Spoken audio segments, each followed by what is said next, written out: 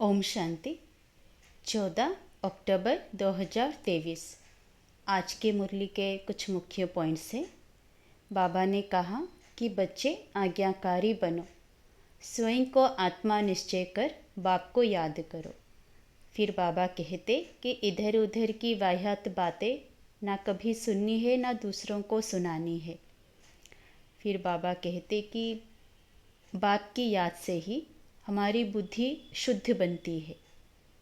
और बाबा बोलते हैं कि बाबा में कभी संशय ना हो, निश्चय बुद्धि ही विजय का आधार है। तो सुनते हैं आज की मधुर महावाक्य। मीठे बच्चे आज्ञाकारी बनो। बाप की पहली आज्ञा है अपने को आत्मा समझ बाप को याद करो। प्रश्न, आत्मा रूपी बर्तन अशुद्ध क्यों हुआ है? उसको शुद्ध बनाने का साधन क्या है? उत्तर, वाह्यात बातों को सुनते और सुनाते आत्मा रूपी बर्तन अशुद्ध बन गया है। इसको शुद्ध बनाने के लिए बाप का फरमान है, hear no evil, see no evil. एक बाप से सुनो, बाप को ही याद करो, तो आत्मा रूपी बर्तन शुद्ध हो जाएगा। आत्मा और शरीर दोनों पावन बन जाएंगे। गीत जो पिया के साथ है। ओम शांति। ओम शांति का अर्थ तो बच्चों ने समझा हुआ है। बच्चों को घड़ी घड़ी पॉइंट्स दी जाती है। जैसे घड़ी घड़ी कहा जाता है बाप और वर्षे को याद करो। यहाँ कोई मनुष्य की याद नहीं है। मनुष्य की व किसी देवता की याद दिलाएंगे। पारलौकिक बाप की याद कोई दिला ना सके, क्योंकि बाप को कोई जानते नहीं। यहाँ तुमको घड़ी घड़ी कहा जाता है अपने को आत्मा समझ बाप को याद करो। जैसे बाप को बच्चे होते हैं तो सब समझ सकते हैं यह बाप से वर्षा लेने आया है। फिर उनको बाप और वर्षा याद रहता है। यहाँ भी ऐसे हैं। जरूर बच्चे बाप को जानते नहीं है, इसलिए बाप को आना पड़ता है। जो बाप के साथ हैं उन्हों के लिए यह ज्ञान बरसात है। वेद शास्त्रों में जो ज्ञान है वह सब है भक्ति मार्ग की सामग्री। जप तप दान पुण्य संध्या गायत्री आदि जो कुछ करते हैं वह सब है भक्ति मार्ग की सामग्री। सन्यासी भी भक्त हुए।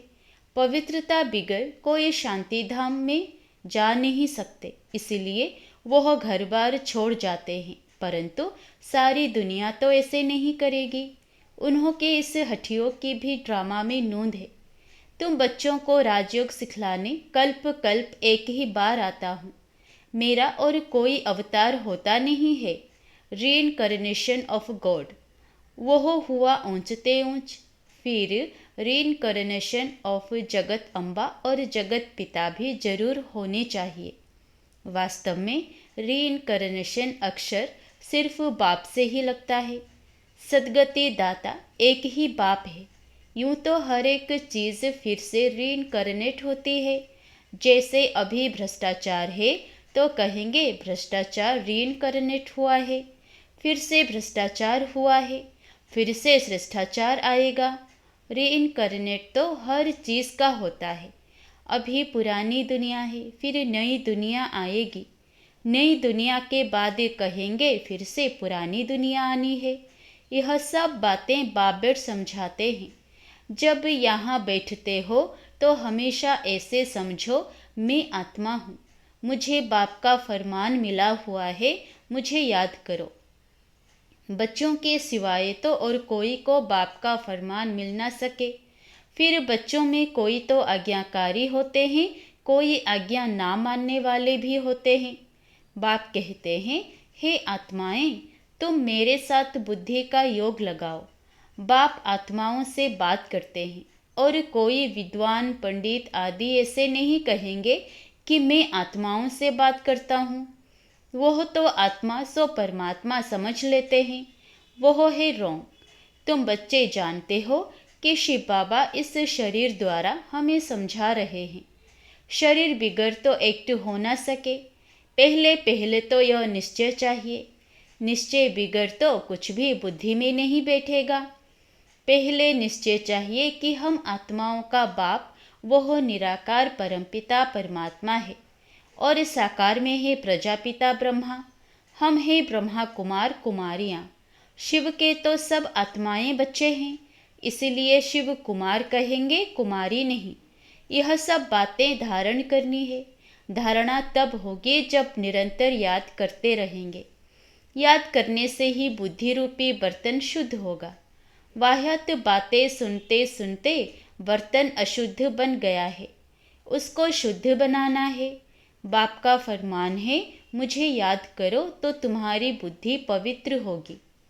तुम्हारी आत्मा में खाद पड़ गई है, अब पवित्र बनना है।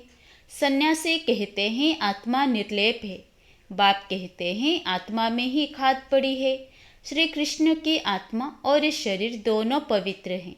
दोनों पवित्र सिर्फ सतयुग में ही होते हैं, यहाँ तो हो नहीं सकते। तुम आत्माएं नंबरवार पवित्र होती जा रही हो, अभी पवित्र बनी नहीं है। कोई भी पवित्र नहीं है, सब पुरुषार्थ कर रहे हैं। अंत में नंबरवार सबकी रिजल्ट निकलेगी। बाप आकर सभी आत्माओं को फरमान करते हैं कि मुझे याद करो, अपने को अशरीरी समझो, देही अभिमानी बनो। मूल यह बात बाप बिगर कोई समझा नहीं सकते। पहले यह पूरा निश्चय होगा तो विजय पाएंगे, निश्चय नहीं होगा तो विजय नहीं पाएंगे। निश्चय बुद्धि विजयंती, संशय बुद्धि विनशंती। गीता में कोई कोई अक्षर बहुत अच्छे हैं, इसको कहा जाता है आटे में नमक। बाप कहते हैं, मैं तुमको सभी वेदों शास्त्रों का सार समझाता हूँ कि इनमें क्या क्या है। यह सब हैं भक्ति मार्ग के रास्ते, इनकी भी ड्रामा में नोंद है। यह प्रश्न नहीं उठ सकता कि यह भक्ति मार्ग क्यों बनाया हुआ है। यह तो अनादि बना बनाया ड्रामा है। तुमने भी इस ड्रामा में बाप से स्वर्ग के मालिक बनने का वर्षा अनेक बार लिया है और लेते रहेंगे, कभी अंत नहीं हो सकता। यह चक्र अनादि फिरता ही रहता है। तुम बच्चे अभी दुखधाम में हो, फिर शांति धाम में जाएंगे, शांति धाम से सुख धाम में जाएंगे, फिर दुख धाम में आएंगे। यह अनादि चक्र चलता ही रहता है। सुख धाम से दुख धाम आने में तुम बच्चों को 5000 वर्ष लगते हैं, जिसमें तुम 84 जन्म लेते हो। सिर्फ तुम बच्चे ही 84 जन्म लेते हो, सब नहीं ले सकते। यह बेहद का बाप तुमको डायरेक्ट समझा रहे हैं। और बच्चे फिर मुरली सुनेंगे व पढ़ेंगे या टेप सुनेंगे। टेप भी सब नहीं सुन सकते। तो पहले पहले तुम बच्चों को उठते बैठते इस याद में रहना है। मनुष्य तो माला फेरते राम राम जपते हैं, रुद्राक्ष की माला कहते हैं ना। अब रुद्र तो है भगवान, फिर इस माला में मेरु दाना इकट्ठा है, वह तो विष्णु के युगल स्वरूप है। वह कौन है? यह मात पिता जो फिर विष्णु के 2 रूप लक्ष्मी नारायण बनते हैं, इसलिए इनको मेरु कहा जाता है। फूल है शिव बाबा, फिर मेरु यह मम्मा बाबा जिनको मात पिता कहते हो। विष्णु को मात पिता नहीं कह सकेंगे, लक्ष्मी नारायण को मात पिता तो उनके बच्चे ही कहेंगे। आजकल तो सबके आगे जाकर कहते हैं तुम्हें वो माताश्च पिता। बस कोई एक ने महिमा की तो उनके पीछे फॉलो करने लग पड़ते। यह है ही अनराइटियस दुनिया। कलयुग को कहा जाता है अनराइटियस, सतयुग को कहा जाता है राइटियस। वहाँ आत्मा और शरीर दोनों पवित्र होते हैं। सतयुग में श्री कृष्ण गोरा है, फिर अंतिम जन्म में उनकी आत्मा सावरी बनी है। यह ब्रह्मा सरस्वती इस समय सावरे हैं ना। आत्मा काली बन गई है तो उनका जेवर भी काला बन गया है। सोने में ही खाद पड़ती है, उससे जेवर भी जो बनता है वह खाद वाला। सतयुग में जब देवी देवताओं की गवर्नमेंट है तो यह झूठ खाद होती नहीं। वहाँ तो सोने के महल बनते हैं। भारत सोने की चिड़िया था, अभी तो मुलम्मा है। ऐसे भारत को फिर से स्वर्ग बाप ही बना सकते हैं। बाप समझाते हैं श्रीमद् भगवान उवाच है ना, श्री कृष्ण तो देवी गुणों वाला है, 2 भुजा 2 टांग वाला है। चित्रों में तो कहाँ नारायण को, कहाँ लक्ष्मी को 4 भुजाएं दी है। समझते कुछ भी नहीं। ओम अक्षर भी कहते हैं, ओम का अर्थ बताते हैं। ओम माना मैं गॉड, जिधर देखता हूँ गॉड ही गॉड है, परंतु यह तो रॉन्ग है। ओम माना अहम आत्मा। बाप भी कहते हैं अहम आत्मा, परंतु मैं सुप्रीम हूँ, इसलिए मुझे परमात्मा कहा जाता है। मैं परमधाम में रहता हूँ। ऊंचे ते ऊंच भगवान, फिर सूक्ष्म वतन में ब्रह्मा विष्णु शंकर की आत्मा है। फिर नीचे आओ तो यह मनुष्य लोक है, वह दैवी लोक, वह आत्माओं का लोक जिसको मूल वतन कहा जाता है। यह बातें समझने की है। तुम बच्चों को यह अविनाशी ज्ञान रत्नों का दान मिलता है, जिससे तुम भविष्य में मालामाल डबल सिरताज बनते हो। देखो श्री कृष्ण को दोनों ताज है ना। फिर वही बच्चा चंद्रवंशी में आता है तो 2 कला कम हो जाती है। फिर वैश्यवंशी में आएंगे तो और 4 कला कम हो जाएगी। फिर लाइट का ताज उड़ जाएगा, बाकी रत्न जड़ित ताज रहेगा। फिर जो अच्छा दान पुण्य करते हैं उनको एक जन्म के लिए अच्छी राजाई मिलती है। फिर दूसरे जन्म में भी अच्छा दान पुण्य किया तो फिर भी राजाई मिल सकती है। यहाँ तो तुम 21 जन्मों के लिए राजाई पा सकते हो। मेहनत करनी पड़ती है। तो बाप अपना परिचय देते हैं, कहते हैं आई एम सुप्रीम सोल, इसलिए उनको परमपिता परमात्मा अर्थात परमात्मा कहा जाता है। तुम बच्चे उस सुप्रीम को याद करते हो। तुम हो सालिग्राम, वो है शिव। शिव का बड़ा लिंग और सालिग्राम मिट्टी के बनाते हैं। यह कौन सी आत्माओं का यादगार बनाते हैं, यह भी कोई नहीं जानते। तुम शिव बाबा के बच्चे भारत को स्वर्ग बनाते हो, इसलिए तुम्हारी पूजा होती है। फिर तुम देवता बनते हो तब भी तुम्हारी पूजा होती है। शिव बाबा के साथ तुम इतनी सर्विस करते हो, इसलिए सालिग्रामों की भी पूजा होती है। जो उत्तम से उत्तम कर्तव्य करते हैं उन्हों की पूजा होती है, और कलयुग में जो अच्छा काम करते हैं उन्हों का यादगार बनाते हैं। कल्प कल्प बाप तुम बच्चों को सारे सृष्टि चक्र का राज समझाते हैं, अर्थात तुमको स्वदर्शन चक्रधारी बनाते हैं। स्वदर्शन चक्र विष्णु को नहीं हो सकता, वह तो देवता बन गया। यह ज्ञान सारा तुमको है। फिर लक्ष्मी नारायण बनेंगे तो यह ज्ञान नहीं रहेगा, वहाँ तो सब सद्गति में है। तुम बच्चे यह ज्ञान अभी ही सुनते हो, फिर राजाई पा लेते हो। स्वर्ग की स्थापना हो गई, फिर ज्ञान की दरकार नहीं रहती। बाप ही आकर अपना और रचना का पूरा परिचय देते हैं। सन्यासियों ने माताओं की निंदा की है, परंतु बाप आकर माताओं को उठाते हैं। बाप यह भी समझाते हैं कि यह सन्यासी ना होते तो भारत कामचिता पर बैठ एकदम खाक हो जाता। जब देवी देवता वाम मार्ग में गिरते हैं तो उस समय अर्थक्वेक बड़ी जोर की होती है, फिर सब नीचे चला जाता है, और खंड आदि तो होते नहीं, भारत ही होता है। इस्लामी आदि तो पीछे आते हैं, तो फिर वह सत्युग की चीज़ें यहाँ रहती नहीं। तुम जो सोमनाथ का मंदिर देखते हो वह कोई वैकुंठ का नहीं है, यह तो भक्ति मार्ग में बना है, जिसको मोहम्मद गजनीवी आदि ने लूटा। बाकी देवताओं के महल आदि सब अर्थक्वेक में गायब हो जाते हैं।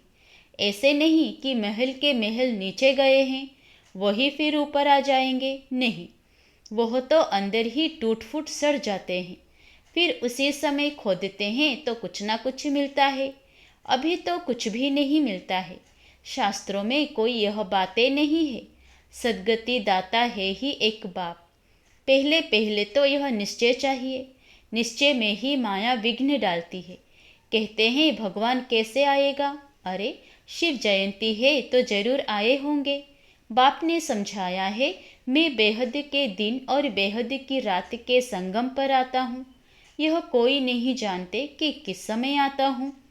तुम बच्चे जानते हो, बाप ने ही यह नॉलेज दी है और दिव्य दृष्टि से यह चित्र आदि बनवाए हैं। गीता में भी कल्प वृक्ष का कुछ वर्णन है। बच्चों को कहते हैं हम तुम अभी हैं, कल्प पहले भी थे और फिर कल्प कल्प मिलते रहेंगे। मैं कल्प कल्प तुमको यह ज्ञान दूंगा तो चक्र भी सिद्ध होता है, परंतु तुम्हारे सिवाय कोई समझ ना सके। यह सारे सृष्टि चक्र का चित्र है, जरूर कोई ने बनवाया है। बाप भी इस पर, बच्चे भी इस पर समझाते हैं। अच्छा, मीठे मीठे सिकिलधे बच्चों प्रति माता पिता बाप दादा का याद प्यार और गुड मॉर्निंग। रूहानी बाप की रूहानी बच्चों को नमस्ते।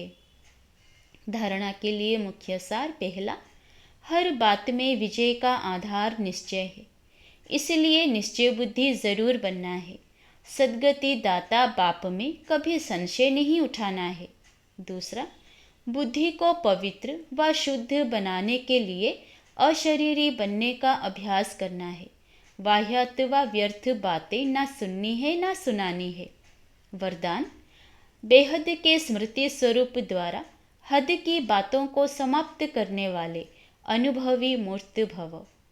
आप श्रेष्ठ आत्माएं, डायरेक्ट बीज और मुख्य दो पत्ते, त्रिमूर्ति के साथ समीप संबंध वाले तना हो।